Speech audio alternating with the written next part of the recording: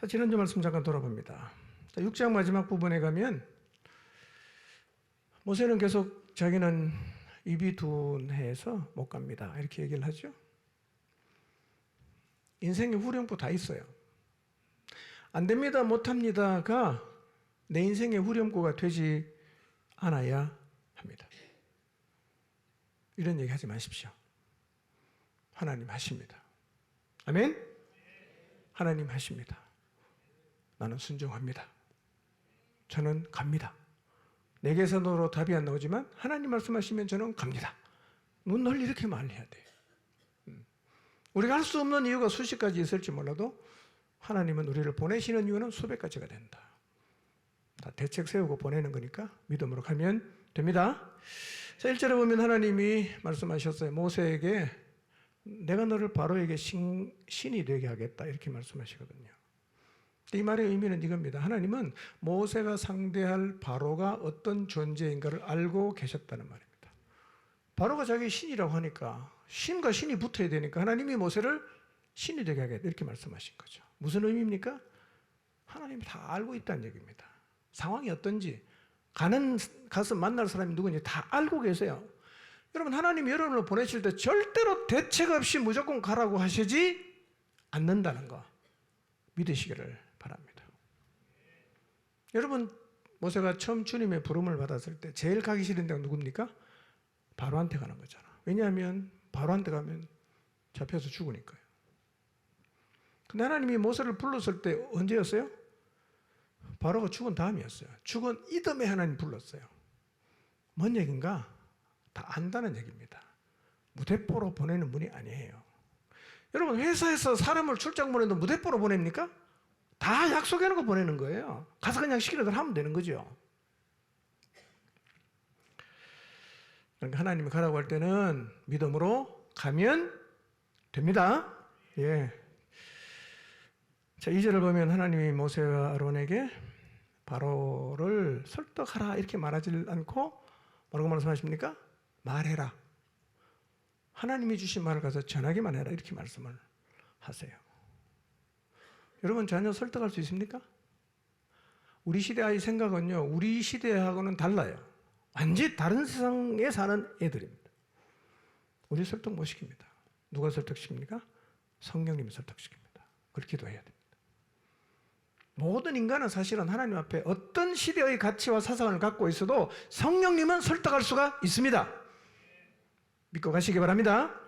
자, 3절 4절을 보면 바로가 마음을 완악하게 했어요. 하나님 말씀 계속 안 들어요. 고의로 안 들었어요. 결국 재앙의 자리까지 갔죠. 저는 우리 중에 이런 전철을 밟는 분이 없게 되기를 바랍니다. 하나님 앞에 겸손한 태도를 가지고 누구를 통해 하나님이 전하든 마음을 열고 달게 받으시기 바랍니다. 이게 복이에요. 이 태도가 복입니다. 귀한 거죠. 자, 5절에서 하나님이 애굽에서 이적을 행하시는 이유를 이렇게 말씀하십니다. 애굽이 나를 여호와인 줄을 알게 하기 위함이다 그랬어요. 그런데 하나님이 애굽 사람이 하나님을 알게 하려고 재앙을 몇 가지 하셨죠? 10가지 했죠. 이런 질문이 생기죠. 왜 단번에 안 하시나 이거예요. 우리 안에도 살면서 그런 질문이 많이 생기죠. 하나님 왜 빨리 안 합니까? 한 방에 할 수 있잖아요. 그런 능력 하나님께 있지 않습니까? 왜 이렇게 질질 것입니까? 이렇게 우리가 하나님께 질문할 때가 있어요. 왜 이렇게 복잡한 과정을 하나님 다 거치게 하십니까? 힘들어 죽겠습니다. 한 방에 끝내주세요. 이런 기도를 우리가 주님께 할 때가 있지 않습니까? 여러분, 끄는 이유는 하나님이 자신을 드러내시기 위함입니다. 하나님 끌면 끄는 대로 가시기 바랍니다. 10번 보내면 10번 가면 돼요. 그분이 하시기 때문에요. 문제가 단번에 해결 안 돼도 실망하지 말고 믿음으로 가시기를 바랍니다. 6절부터 어떤 일이 벌어지냐? 모세 후렴구가 사라져요. 안 갑니다, 못 갑니다, 이런 일이 그만해요. 저는 여러분 모든 인생 가운데 이런 부정적 후렴구가 사라지게 되기를 바랍니다. 7절을 보면 모세와 아론의 나이를 밝힙니다. 83세, 80세.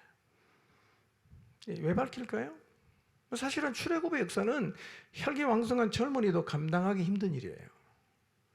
말 안 듣는 사람 데려가려면요, 신경 많이 쓰면 이게 체력도 굉장히 많이 소진이 된단 말이에요. 젊은 사람이 해야 되는데요, 죽을 때가 된 사람 둘을 불러놓고 하나님 일을 하신다는 거죠. 하나님 우리의 조건과 상관이 없고 나이와 상관없이 쓰실 수가 있어요. 여기는 80세 되신 분이 안 계시네요, 아무도. 80세 전에는 못하면 이렇게 말하지 마시기 바랍니다. 90이 되면 모세는 120살까지 했습니다. 자, 8절을 보면 여호와께서 모세와 아론에게 말씀하십니다. 모세와 아론은 들었다, 이렇게 말하죠. 순종하려면 하나님 말씀을 들어야 합니다. 하나님 말씀을 들을 수 있는 귀를 갖게 되시기를 바랍니다. 날마다 하나님 말씀을 들으며 사시기를 바랍니다. 들어야 반응할 수 있잖아요. 안 들리는데 어떡하겠어요? 안 들리면 아무것도 못하는 거예요. 계속 하나님 말씀을 들어야 돼요. 설교를 통해서 듣고, 큐티하다가 듣고, 성경 읽다가 듣고, 기도하다가 듣고, 계속 들어야 돼요. 들리면 우리는 순종할 수 있어요. 9절 10절 보면 하나님은 바로가 이적을 보이라고 할 거다. 그러면 뱀이 지팡이가 되는 이적을 보여줘라, 이렇게 말씀하셨어요. 우리도 뭐 예전에 다 보여달라고 했잖아요. 여러분, 하나님은 안 보고 믿는 게 진짜 복인 줄 믿으시기 바랍니다. 나는 왜 기도해도 아무것도 안 보이나? 여러분이 믿음이 있으니까 안 보여주는 거예요. 자꾸 기도할 때 뭘 보려고 하지 마세요. 예. 기도하다가 뭐 나타났나요? 허연 게 있나요? 안 보고. 또 기도하다가 또 쳐다보고. 그럴 필요 없어요. 말씀을 그대로 믿는 게 최고 복입니다. 예. 자꾸 뭘 보려고 하지 마시기 바랍니다. 예. 그 보는 게 다 그게 이제 헛개비 보는 거예요. 허연 거 보이면 다 천사입니까? 아니에요. 예. 눈에 뭐 들어가서 그럴 수도 있어요. 자, 11절에 13절을 보면 마술사들의 뱀을 누가 삼킵니까? 아론의 지팡이가 된 뱀이 다 삼켰다. 코브라는 바로 왕관에 새겨져 있거든요. 바로를 상징하는 겁니다. 근데 바로를 상징하는 코브라를 아론의 지팡이가 삼켰다. 하나님의 권세 앞에 바로의 권세는 아무것도 아니라는 거예요. 여러분, 사단이 아무리 속임수를 써도요, 하나님의 능력이 이깁니다. 아무리 거짓이 난무해도 결국은 진리가 이긴다는 사실을 믿으시기 바랍니다. 여러분, 술사의 뱀을 아론의 지팡이에다 삼켜도 바로는 다 봤잖아요. 일부러 마음을 완악하게 합니다. 일부러. 저는 여러분이 하나님 앞에서 마음이 완악하게 되지 않도록 조심하고 또 조심하시기를 바랍니다. 자, 오늘은 첫 번째 재앙에 대해서 말씀을 좀 선고합니다. 설교 제목 한번 읽어볼까요? 시작. 네.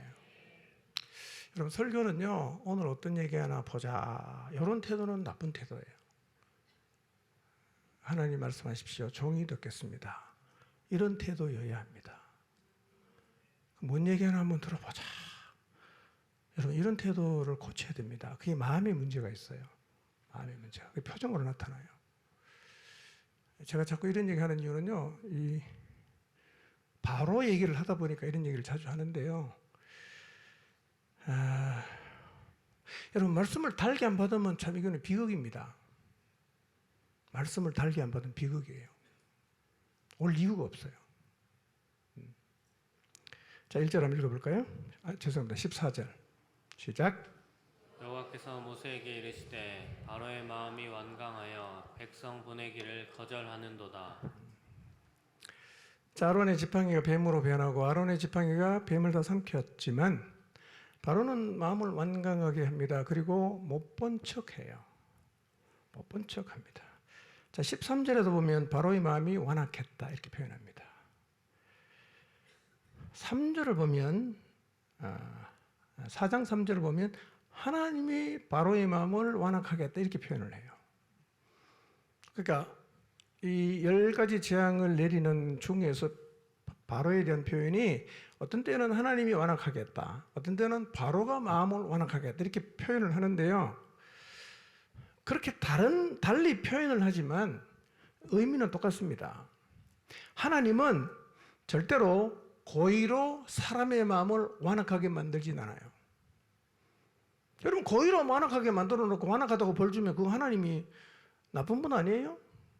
나는 가만히 있었는데 내 마음 확 강팍하게 해놓고 또 좀 이따 와서 네 강팍하니까 벌 받아라 이렇게 벌을 주면 우리 완전히 갖고 노신 거 아니에요? 그런 분이 아니라는 거예요. 하나님은 고의로 사람 마음을 완악하게 하지 않습니다. 특히 14절에 바로의 마음이 완강했다고 할 때 이 완강은 카베트라는 말인데요, 자동사입니다. 누군가가 바로의 마음을 완강하게 한 게 아니고 바로는 자기 스스로 완강하게 했어요. 그럼 하나님은 어떻게 했어요? 내버려 둔 거예요. 이게 심판이에요. 내가 마음을 완강하게 했을 때 하나님이 내버려 두면 바로처럼 행동하는 거죠. 이건요, 로마서의 말씀은 이런 거예요. 상실한 마음대로 내버려 둔 거예요. 내버려 둔 거. 여러분, 하나님이 여러분의 인생에 간섭하지 않고 내버려 둔 거 자체가 심판입니다, 여러분. 하나님이 말한 대로 쥐어 박아야 돼요. 정신 차리라고 꿀밤을 줘야 됩니다. 그리고 돌아서야 돼요.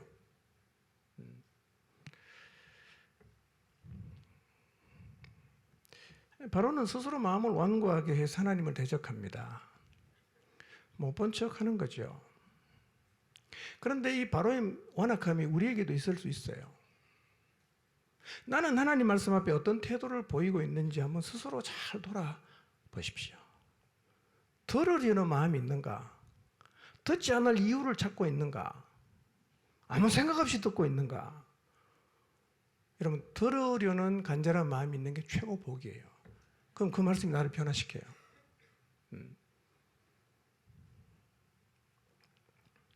여러분, 하나님 말씀을 대적하려는 완악함을 가지고 말씀을 판단하고 앉아있으면 절대로 변하지 않아요. 절대로 말씀의 능력을 경험 못합니다. 안타까운 일이죠. 그래서 여러분, 하나님 말씀이 들리지 않으면 들리게 해달라고 기도해야 됩니다. 하나님 말씀이 잘 안 들립니다. 말씀이 들리게 해주십시오. 기도해야 돼요. 그리고 말씀이 들리면 순종하게 해달라고 기도해야 됩니다. 여러분의 마음이 완악함이 자꾸 올라오면 늘 하나님 앞에 이 기도를 해야 돼요. 하나님 말씀 들리게 해주세요. 하나님 들은 말씀대로 살게 해주세요. 계속 기도해야 됩니다. 하나님 말씀을 잘 듣고 순종하는 태도가 이 자체가 복입니다, 여러분. 이런 태도 가지면요, 신앙이 무럭무럭 자라요. 저도 이런 사람 보거든요. 너무 예뻐. 교회 나온 지 얼마 안 되는데 말씀을 그냥 다 바꿔요. 계속 변화가 일어나요. 안 받으면 어떻게 됩니까? 오래 다녀도 아무 일도 안 일어나요. 안타까운 일입니다, 여러분. 다 추월해 갑니다. 먼저 된 자로서 나중되고 나중된 자로서 먼저 될 자가 많다. 왜 역전이 일어나겠어요? 말씀을 받는 마음의 자세 때문에 그렇게 되는 거예요. 자, 그러면 왜 바로는 하나님 앞에 완악한 태도를 보였을까요? 왜 마음을 완악하게 했을까요? 두 가지 이유가 있어요. 한 가지는 지금 말씀드리고 또 한 가지는 끝에 말씀드리는데요. 바로가 하나님 앞에서 완악한 태도를 보인 첫 번째 이유는 교만입니다. 교만. 모세한테 지기 싫은 거죠. 내가 왜 늙은 노인이 네 말 들어야 되냐? 내가 왕인데. 이런 교만이에요. 여러분, 인간은요, 하나님의 피조물 아닙니까? 창조주 하나님 말씀을 들어야 됩니다. 귀를 열고 순종해야 돼요. 제일 교만한 인간이 어떤 사람입니까? 창조주 말씀을 거부하는 거죠. 자기 생각을 고집하는 거. 교만이거든요. 여러분, 하나님은 이런 사람을 한 방에 무너뜨릴 수 있고 항복시킬 수 있어요. 그분이 뭘 못하시겠어요? 인간은 하나님 앞에서는 절대로 겸손해야 합니다. 창조주 하나님 앞에 피조된 인간 우리는 아무것도 아니에요. 하나님은 돌돌로도 아브라함의 후손을 만들 수 있는 분 아닙니까? 그러므로 완악함을 회개하고 정말 겸손한 마음으로 하나님 말씀을 들어야 되고 받아야 되고 순종해야 됩니다. 우리 이렇게 살아야 돼요. 15절 16절 봅니다. 시작. 아침에 너는 바로에게로 가라. 보라, 그가 물 있는 곳으로 나오리니 너는 나일 강가에 서서 그를 맞으며 그 뱀 되었던 지팡이를 손에 잡고 그에게 이르기를 히브리 사람의 하나님 여호와께서 나를 왕에게 보내어 이르시되 내 백성을 보내라. 그러면 그들이 광야에서 나를 섬길 것이니라 하였으나 이제까지 내가 듣지 아니하도다. 자, 하나님 모세에게 이렇게 말씀하세요. 아침에 너는 바로가 나일강으로 나올 거니까 그 강에서 바로를 만나라, 이렇게 말씀하셨어요. 자, 바로는 왜 아침에 나일강에 나왔을까요? 바로는 두 가지로 생각해요. 하나는 산책하러 나갔을 거다. 또 하나는 나일강에 제사를 지내기 위해서 나갔을 거다. 두 가지 견해가 있는데요. 대부분의 학자들은 두 번째 이유가 타당하다고 생각합니다. 아마 제의를 위해서 나갔을 거다. 매일 아침. 애굽 사람이 나일강을 섬기는 이유가 있어요.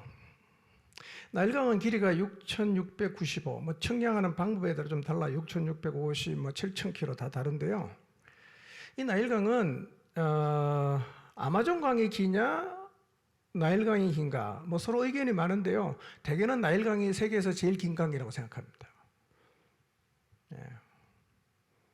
6,700km면요. 포항에서 서울까지 얼마입니까? 400km예요. 몇 번 왔다 갔다 해야 됩니까? 계산하지 마세요. 머리 아프니까. 근데 이 강은 동부아프리카 지역을 남에서 북으로 가르는데요. 나일강은 케냐, 탄자니아, 우간다, 콩고 민주공화국 등의 호수와 강에서 발원한 백나일강에서 화이트 나일이 있고요. 그 다음에 에티오피아 티나호에서 발원한 블루 나일이 있습니다. 청나일이 있어요. 이 두 강이 이집트 남쪽 국경의 하루툼이라는 지역에서 만나서 이집트로 들어와서 지중해로 나가요. 저게 이제 나일강 길이에요. 그러니까 빅토리아 호수에서부터 시작해서 여러 나라의 지류들이 흘러가면서 백나일강이 되고요. 그 다음에 청나일강 두 개가 하루툼이라는 이집트 북부 지역에서 만나서 쭉 가서 어디로 나갑니까? 지중해로 나가요. 이 길이가 거의 7,000km입니다. 7,000km. 근데 이 나일강은 매년 6월에서 9월 사이에 항상 홍수가 나요.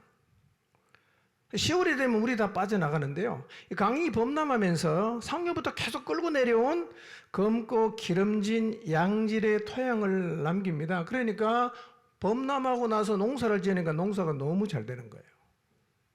그래서 이집트 사람들은 나일강 범람이 신이 그렇게 한다. 그 신이 바로 하피예요. 하피. 하피가 기분이 좋으면 나일강에 홍수가 일어나고 강이 범람한다고 생각했고, 이집트인들은 나일강이 범람해서 번영을 이루었기 때문에 나일강의 신인 하피라는 신을 숭배했어요. 매우 숭배했습니다. 이게 하피예요. 섬기고 싶으세요? 예.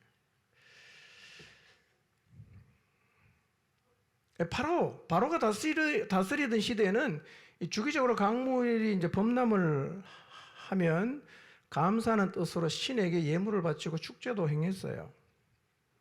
나일강은 이집트에 있는 농경지의 98%의 물을 공급하고 있는 생명의 강이에요.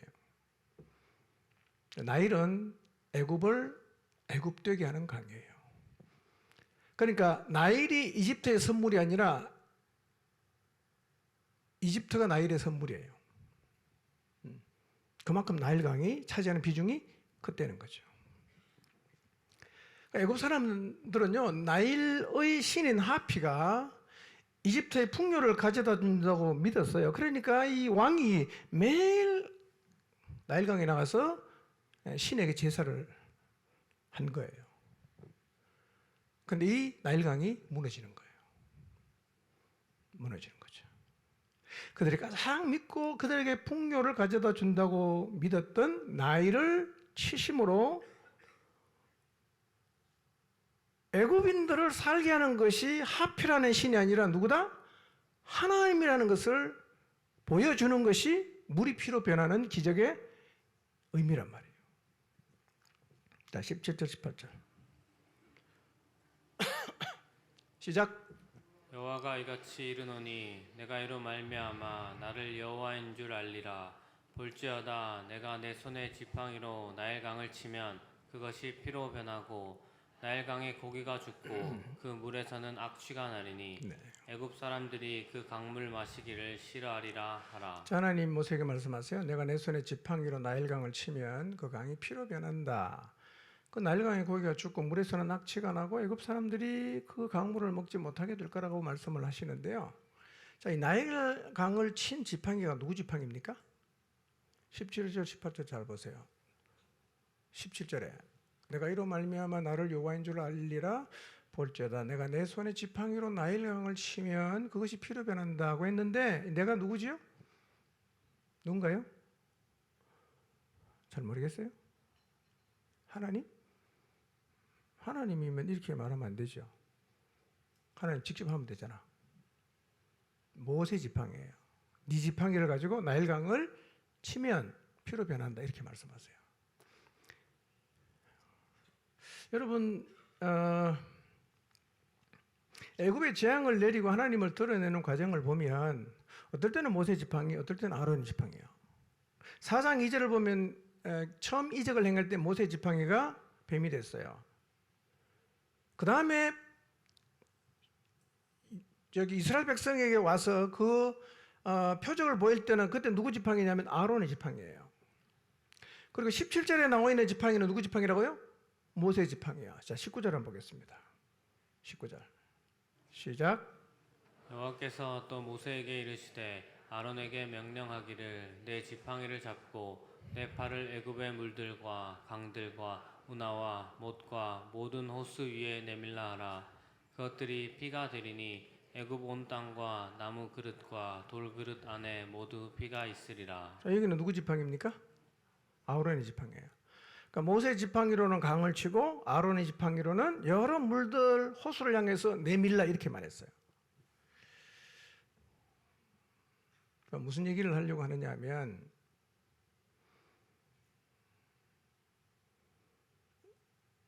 우리는 누구의 지팡이 때문에 기적이 일어났는가에 관심이 많다는 거예요. 누가 했냐 이게 관심이 많다는 거예요. 그런데 모세의 지팡이든 아론의 지팡이든 다 누구 지팡이입니까? 하나님의 지팡이라는 거죠. 누구의 지팡이가 사용되었든 간에 능력은 하나님께서 온 것이기 때문에 누구 지팡이로 이런 기적이 일어났나를 따질 필요가 없다는 거예요. 우리는 이걸 자꾸 따진단 말이에요. 누구 지팡이로 이런 일이 일어났냐? 이것이 우리의 관심사가 되지 않아야 합니다. 우리는 여기에 관심이 많아요. 내 지팡이로 했다, 기가 살죠. 제 지팡이로 했다, 기가 죽는 거예요. 그런 게 아니라는 거예요. 누구를 통해서 했건 다 누가 한 거예요? 하나님이 한 거다.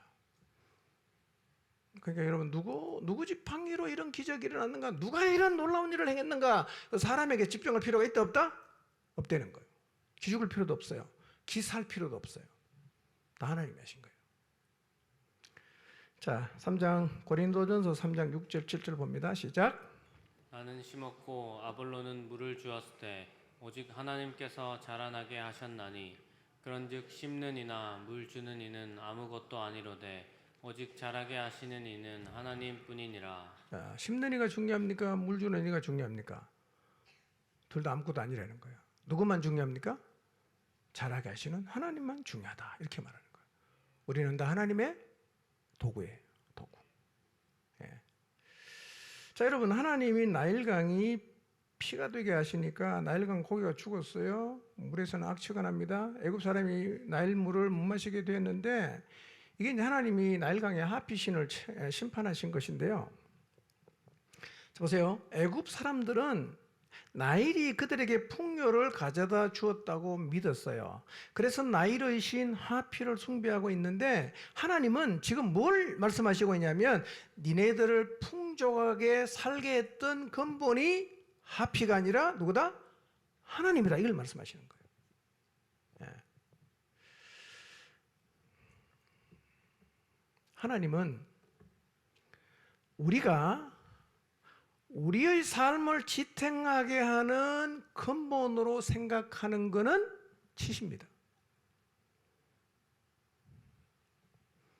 만약 우리가 돈이 우리의 삶을 지탱하게 하는 근본으로 생각하고 살면 하나님이 돈을 칩니다.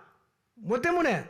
야, 돈이 너의 삶을 지탱하는 근본이 아니라는 것을 보여주려고 그렇게 하시는 거예요. 내가 건강을 내 삶을 지탱하는 근본으로 삼고 나는 건강하니까 뭐든지 할 수 있어 이렇게 생각을 하면 하나님이 건강을 쳐서 내 삶을 지탱하게 하는 근본이 건강이 아니라는 것을 경험하게 하는 거예요. 하나님이 하셨구나. 이걸 가르쳐 준단 말이에요.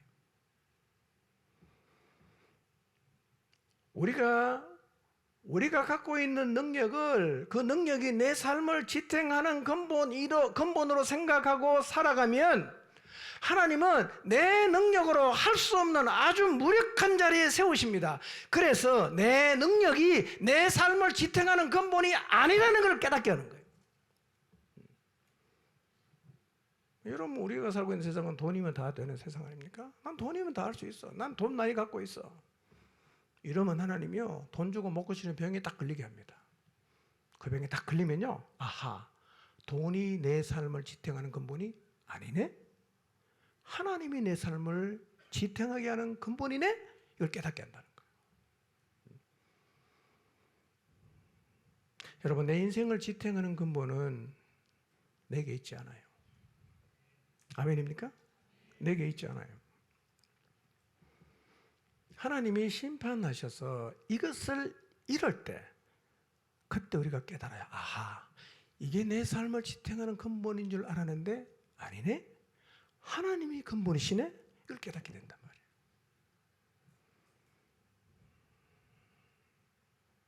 여러분, 혹시 바로 앞에서 나이를 치시듯 하나님이 여러분의 삶을 지탱하는 근본이 이거야 라고 생각해서 붙잡고 있는 여러분의 우상을 치시진 않으셨나요?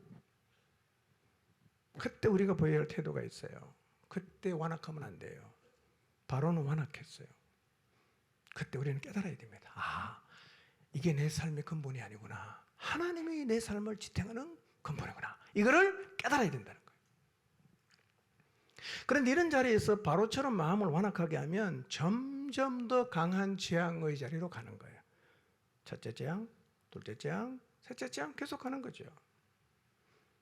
그래서요, 하나님이 내 삶을 지탱하는 근본이 된다는 사실을 깨닫는 것은 매우 중요해요. 매우 중요합니다.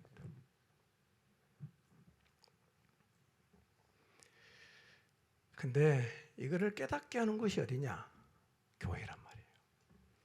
이걸 깨닫게 하는 곳이 성전이란 말이에요. 여러분, 원래 성전이 어떤 곳입니까? 이사야 말씀을 보면 신약에 예수님 인용해서 말씀하시는데요. 성전은 만민이 기도하는 집이에요. 교회가 어떤 곳이냐? 하나님을 만나는 곳입니다. 하나님을 만나 교제하는 곳입니다. 그래서 교회 오면 영혼이 살아나야 돼요. 교회 오면 하나님 말씀을 붙잡고 살아갈 힘을 얻어야 합니다. 이게 교회예요. 교회가 늘 조심해야 되는 게 있어요. 그게 뭐냐? 교회가 자칫 잘못하면 이익을 추구하는 집단이 될 수가 있어요.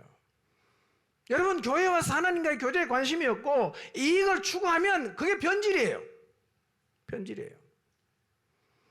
경제적 이익, 관계적 이익, 육적인 이익, 오로지 교회 와서 그것만 생각하고 그것에만 몰입하고 있다면 나도 정화가 필요한 상태가 된 거예요.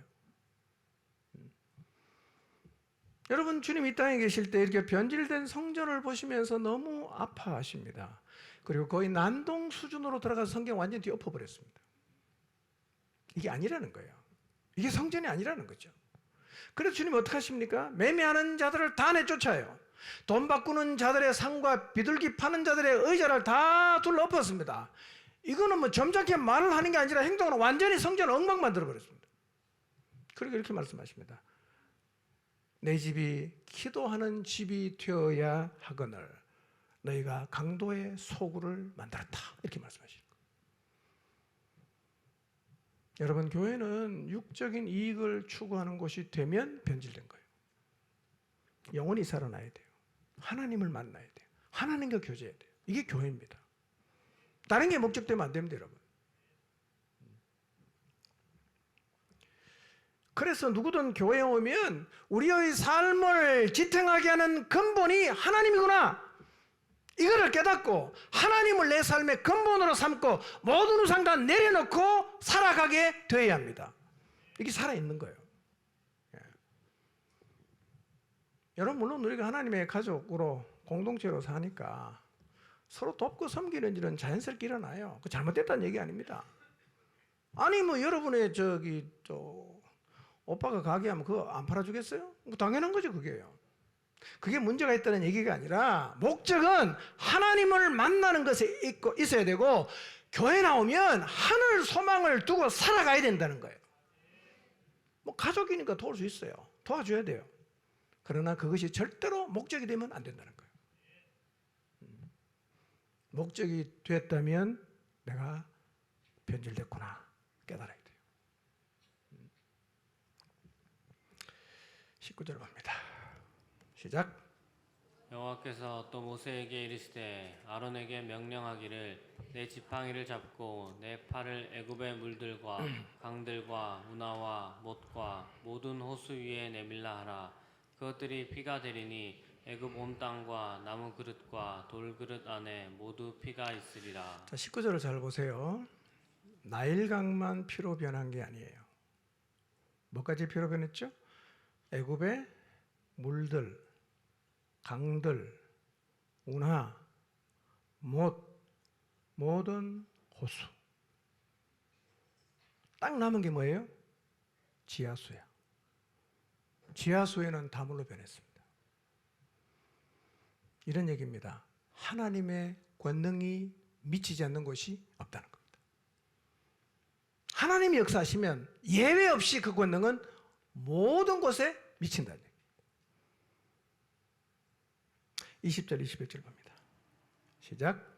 모세와 아론이 여호와께서 명령하신 대로 행하여 바로와 그의 신하의 목전에서 지팡이를 들어 나일강을 치니 그 물이 다 피로 변하고 나일강에 고기가 죽고 그 물에서는 악취가 나니 애굽 사람들이 나일강 물을 마시지 못하며 애굽 온 땅에는 피가 있으나. 자, 모세와 아론이, 모세는 나일강을 쳤고 그 다음에 아론은 모든 물건을 향해서 이렇게 가리켰죠. 어떤 일이 일어났죠? 엄청난 일이 일어났어요. 모든 게 다 피로 변했어요. 고기 다 죽었어요. 고기 다 썩어서 악취가 나죠. 이 진짜 엄청난 일입니다. 모세 아론이 무슨 능력이 있어 이런 일을 하겠어요? 엄청난 기적이 일어났어요. 어쩌면 모세와 아론은 상상할 수 없는 일이 지금 일어났어요. 모세 아론이 뭐 했어요? 명령대로 행한 것밖에 없어요. 기적은 누가 행했죠? 하나님이 하셨어요. 우리가 뭐 할 수 있죠? 명령대로 하는 거예요. 기적은 누가 합니까? 하나님이 하는 거예요. 우리가 하나님의 명령대로 순종하면 하나님이 기적을 행하시는 거예요. 우리의 자녀를 출세상시키기 위해 살 수 있는 일이 뭐냐? 그 명령대로 하는 것밖에 없어요. 0908을 한 주 앞둔 시점에서 여러분 다시 이 말씀을 기억하십시오. 우리는 다만 하나님의 명령대로 행할 뿐이에요. 기적은 그분이 소관, 그분이 하시는 거예요. 첫 번째 재앙을 내리니까 나일강이 피로 변하고 고기 다 죽고 악취가 났어요. 이제까지 애굽인에게 나일강은 생명과 축복을 주는 강이었어요. 이제는 죽음과 부패를 토해내는 강이 되었어요. 이것은 나일의 고기까지도 우상화해서 섬겼던 애굽인들이 얼마나 어리석었던지를 똑똑하게 깨우쳐주는 재앙이 됐어요. 애굽 사람들이 이제 물이 다 피로 변해서 물이 없잖아요. 여러분, 하나님이 우리를 돌이키기 위한 목적으로 재앙을 허락하시면 뭐가 찾아오냐면 목마름이 찾아옵니다. 내 힘으로 안 돼요. 안 되는 거예요. 갈증이 생긴단 말이에요. 어떡하지 이거? 어떻게 하면 이거 문제 풀 수 있지? 아무리 고민해도 답이 없어요. 이런 거죠. 이전에는 내가 가진 것, 내 능력 의지에서 진짜 뭐 세상에 무서울 거 없고 안 되는 게 없어서 뭐 다 잘했어요. 너무 평화롭고 행복하게 잘 살았어. 그런데 하나님이 하나님을 근본 삼지 않고 내가 가진 것을 근본 삼고 그것을 무상으로 삼고 살아갔을 때 그걸 딱 쳤어요. 어떤 게 생깁니까? 갈증이 생기는 거예요. 해결이 안 되는 거예요. 너무 목이 말라. 애가 타요. 여러분 혹시 이런 목마름을 갖고 계십니까? 이래도 안 되고 저래도 안 되고 옛날엔 다 내가 가진 거 다 해결할 수 있는 지금 못하는 거죠. 여러분 하나님 이런 목마름을 주시는 이유가 뭡니까? 돌아오라는 거예요. 하나님을 근본 삼고 살아라.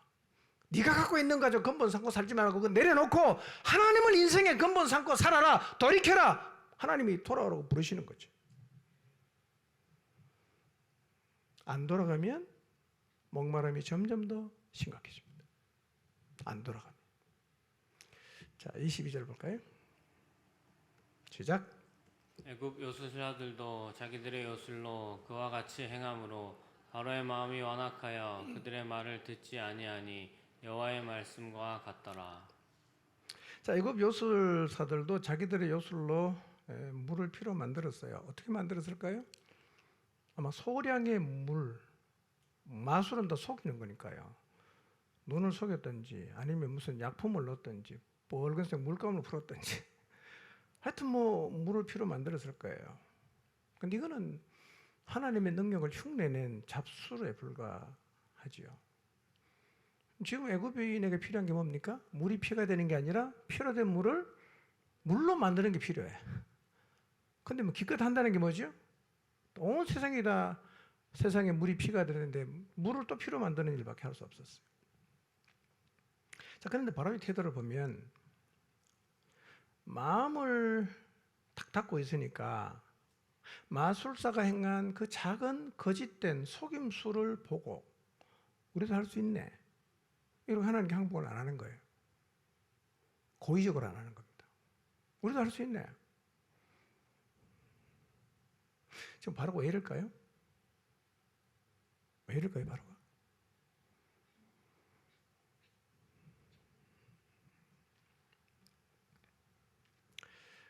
바로가 이렇게 반응하는 이유가 뭐냐면 욕심을 버리지 못하는 거예요.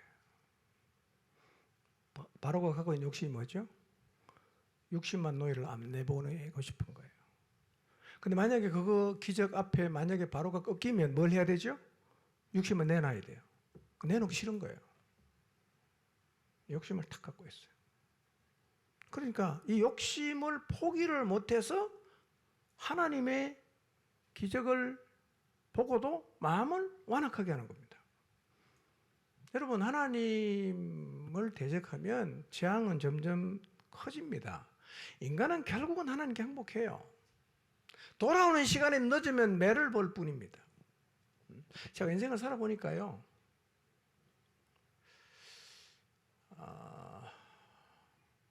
지나고 나서 돌아보니까 이렇게 살면 안 되겠다. 이런 말은 하면 안 되겠다. 이걸 많이 배워요. 그럼 이제 젊은 사람들에게 가르쳐 주잖아요. 안 들어요.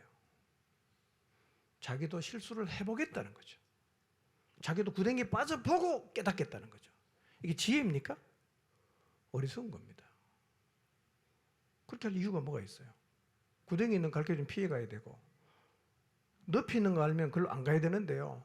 꼭 자기도 가서 빠져보고 죽을 고비를 넘긴 다음에 그렇게 하면 안 된다는 걸 배우겠다는 게 참 어리석은 거 아니에요? 바로가 하나님 앞에 완악한 마음을 가져서 10가지 재앙을 받았던 것을 보면서도 우리도 다 받아보고 돌이키겠다라고 생각하면 참 그게 어리석은 거 아니겠어요? 진짜 악한 거 아니겠어요? 여러분 다 겪지 말고 돌아서시길 바랍니다. 겪지 말고 돌아섰어요. 그게 지혜죠. 자, 23절 25절을 봅니다. 시작. 바로가 돌이켜 궁으로 들어가고 그 일에 관심을 가지지도 아니하였고 애굽 사람들은 나일강 물을 마실 수 없으므로 나일 강가를 두루 파서 마실 물을 구하였더라. 여호와께서 나일강을 치신 후 이레가 지나니라. 자, 지금 바로의 마음속에 뭐가 있다 그랬죠? 욕심이 있죠. 욕심이 뭐죠? 60만 노예 안 보내고 싶은 거예요. 붙잡고 있고 싶은 거예요. 근데 만약에 모세를 통해서 전해주시는 말씀을 받아들이면 어떻게 해야 됩니까? 얘들을 내보내야 되잖아. 그 욕심을 포기하기 싫은 거죠. 그 어떻게 반응합니까? 23절 다 보고도 궁으로 가버리는 거예요. 관심도 안 가죠. 이 경상도 말로 매우 악대받은 거예요. 그러니까 나는 애굽의 노예, 이스라엘 노예 난 포기 못해. 포기 못해. 그래서 자기 눈앞에 하나님이 나타내셨음에도 불구하고 어떡합니까? 궁으로 그냥 가버려. 난 관심 없다. 우리도 이럴 수 있어요. 우리도 우리가 가지고 있는 그 무언가를 포기하지 않으려고 하나님이 자기를 보여줘도 우리가 그 포기하기 싫으니까 외면할 수 있어요. 바로처럼 행동할 수 있어요. 가버리는 거예요. 나 관심 없다. 이렇게 할 수 있어요. 바로는 지금 백성이 받는 고통에 관심이 없어요. 뭐가 중요하냐? 자기 욕심이 중요해요. 이 백성 못 보낸다. 60만 노동력 공짜로 쓰는데 그게 어디야? 나 못 보내. 가버리는 겁니다.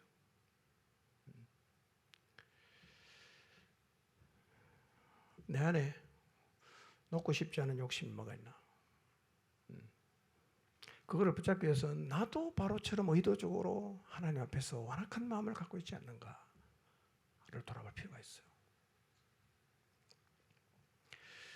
여러분, 그걸 포기 못해서 내 가족이 고통받을 수 있어요. 그걸 포기 못했기 때문에 내 주변 사람이 고통을 받을 수 있어요. 여러분, 우리는 무엇보다도 내 욕심을 지키려고 고집을 부리지 않도록 조심해야 됩니다. 근데 욕심내도 못 지킵니다. 결국은요. 결국은 못 지켜요. 내보냈잖아요. 여러분, 우리가 우리의 욕심을 지키기 위해서 고집을 부리지 않을 수 있는 방법이 있어요. 그게 뭔지 아세요? 영적으로 깨어 있어야 돼요.